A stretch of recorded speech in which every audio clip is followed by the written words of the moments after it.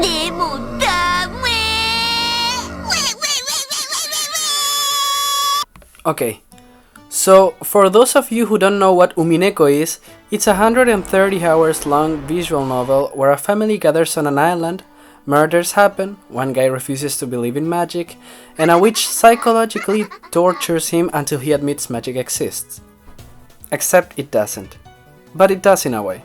Like, he believes it exists and doesn't at the same time without being paradoxical. Easy, right?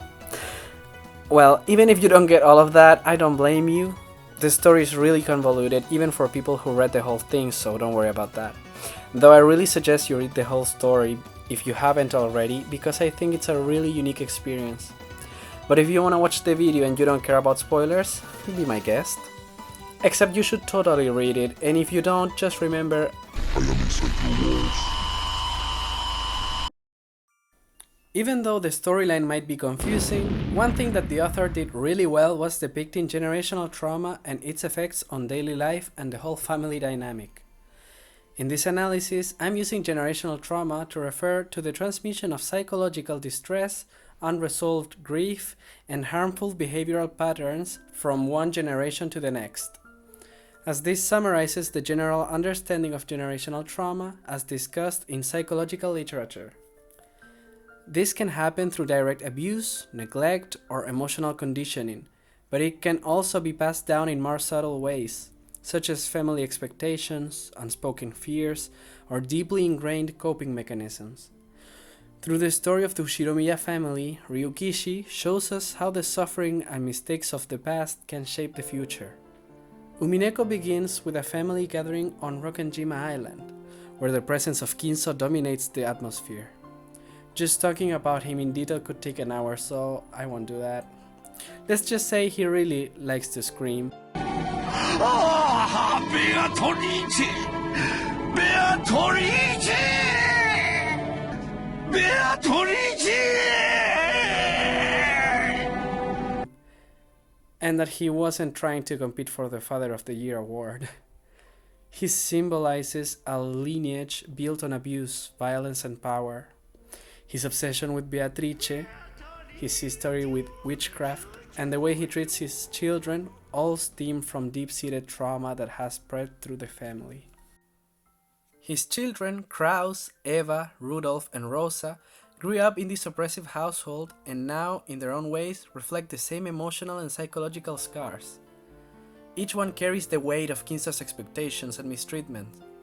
And, as they become parents, they unintentionally pass down these burdens to their own children. Kraus was expected to inherit the title of leader of the Ushiromiya family, as he was the oldest of Kinso's kids, and, because of the expectations, whatever he did was never enough, and this frustrated him. So, along with his wife, and mainly his wife to be honest, they made Jessica have a restrictive life with no time for hobbies, in which she has to be perfect and well-mannered even though she doesn't want to, all because she's the successor of the heir of the family.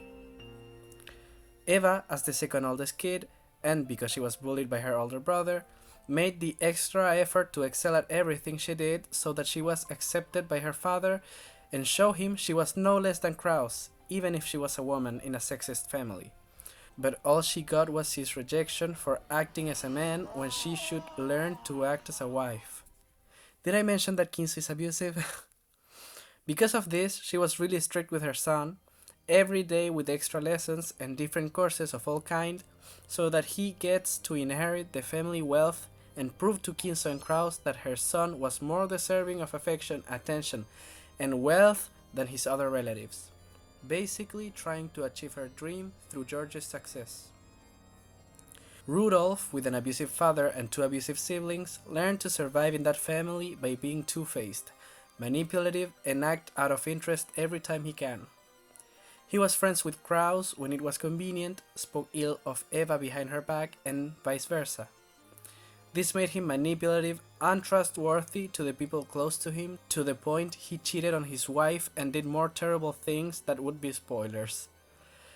And this made Battler hate his family so much he left, which honestly, it's completely reasonable. This family is dysfunctional as... And Rosa, she was the youngest of Kinso's kids, with a huge age gap between her and Rudolph. Well, she didn't really learn how to survive in that household, so she's really depressed, traumatized, and frustrated, being a victim of her father and 3 abusive siblings, along with other traumas that would be spoilers. She craves an emotional connection with someone, but also distrusts everyone because of her life experiences. So she takes it out on her autistic daughter, Maria. And then she regrets it, as she should. Like, being completely honest, every Maria and Rosa scene is so painful. This, at the same time, made Maria cope with the situation with living in fantasies and obsessing over occultism, just like her grandfather, which probably disturbs her mom even more. And this actually leads me to one of the most fascinating aspects of Umineko, and it's about how witchcraft serves as a metaphor for psychological trauma. Beatrice and the magical world can be seen as a way to escape an unbearable reality. For some characters, believing in magic is a coping mechanism, an attempt to make sense of their suffering or justify the family's tragedies. But magic in Umineko is not just fantasy, it's a narrative tool. Just as trauma distorts memories and perceptions, the presence of witches and the supernatural in the game reflect how each character processes their own pain. Beatrice, as the symbol of the Ushiromiya curse, can only be defeated by understanding the true meaning of her existence. In this sense, Battler doesn't win by simply disproving magic, but by uncovering the pain that created Beatrice in the first place. And, as you can guess, the origin and planning of Beatrice is a result of everyone's actions, making it a systemic issue. But that's another topic.